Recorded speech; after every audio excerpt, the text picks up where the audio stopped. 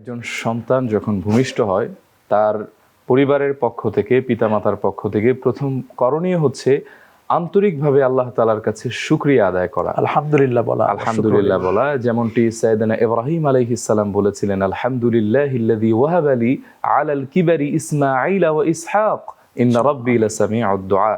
আমি সেই সত্তা আল্লাহ তাআলার কৃতজ্ঞতা আদায় করছি, প্রশংসা আদায় করছি, যিনি বৃদ্ধ বয়সে আমাকে ইসমাইল এবং ইসহাককে দিয়ে পূর্ণ করেছেন। ইন্না রাব্বী লাসামিউদ দুআ, নিশ্চয় আমার রব তিনি দোয়া শ্রবণকারী। 2 নম্বর করণীয় হচ্ছে সন্তানের ডান কানে আজান দেয়া, বাম কানে ইকামত দেয়া।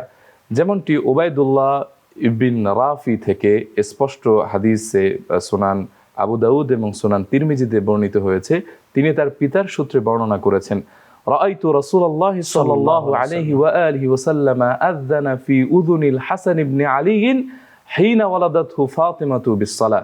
তিনি বলেন, আমি রাসূল সাল্লাল্লাহু আলাইহি ওয়া আলিহি ওয়াসাল্লামকে দেখেছি যখন ফাতিমাতুজ জোহরা রাদিয়াল্লাহু আনহা ওয়া সালামুল্লাহি আলাইহা তিনি যখন হুসাইন রাদিয়াল্লাহু তাআলা আনহুকে প্রসব করলেন, আল্লাহর হাবিব তার ডান কানে একেবারে আজান দিলেন, সালাতে যেভাবে আজান দেওয়া হয় সেভাবে। এবং ভিন্ন বর্ণনায় আছে আল্লাহর হাবিব বলেছেন, তোমরা ডান কানে আজান দাও এবং বাম কানে ইকামত দাও। 3 নম্বর যে করণীয় সেটি হচ্ছে একজন সন্তানকে তাহনিক করা। তাহনিক কি অনেকে হয়তো বুঝবে না, মধু বা মিষ্টি জাতীয় দ্রব্য অথবা খেজুর চিবিয়ে ঠোঁটের ভেতরে বা মুখের ভেতরে হালকা একটু দেওয়া, সন্তানের মুখে দেওয়া। যেমনটি আবু মুসা আল আশআরি রাদিয়াল্লাহু আনহু থেকে বিশুদ্ধ সনদে বর্ণিত, তিনি বলেন, উলিদা লি গুলামুন ফাআতাইতু বিহিন নবী সাল্লাল্লাহু আলাইহি ওয়া আলিহি ওয়াসাল্লাম। আমার একটা পুত্র সন্তান জন্মগ্রহণ করলো, আমি তাকে আল্লাহর হাবিবের কাছে নিয়ে আসলাম। ফাহান্নাকাহু বিত্তামরা ওয়া দাআ লাহু বিল বারাকা ওয়া সাম্মাহু বিইব্রাহিম। আমার সেই সন্তানকে আল্লাহর হাবিব খেজুর দ্বারা তাহনিক করলেন, একটুখানি খেজুর চিবিয়ে আমার সন্তানের ঠোঁটের ভিতরে দিলেন এবং বরকতের জন্য দোয়া করলেন এবং তার নাম রাখলেন ইব্রাহিম।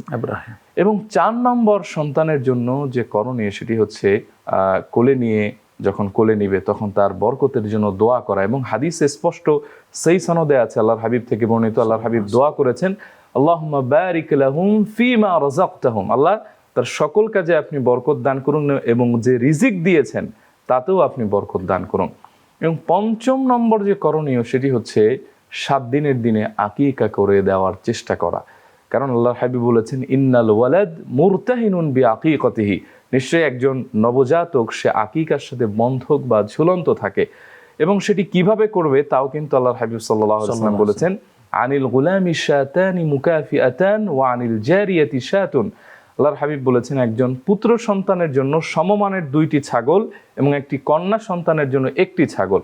এবং আল্লাহর হাবিব সাল্লাল্লাহু আলাইহি ওয়াসাল্লাম থেকে আনাস রাদিয়াল্লাহু তাআলা আনহু এবং বিভিন্ন সাহাবীদের বর্ণনায় পাওয়া যায়, হুসাইন ইবনে আলী রাদিয়াল্লাহু তাআলা আনহু অথবা হাসান রাদিয়াল্লাহু তাআলা আনহুদের জন্মের পরে আল্লাহর হাবিব 2টি করে বকরি জবে করে আল্লাহর হাবিব আকিকা করেছেন। 6 নম্বর যে করণীয় সেটি হচ্ছে সুন্দর একটি নাম নির্বাচন করে সেই নামটি রাখা।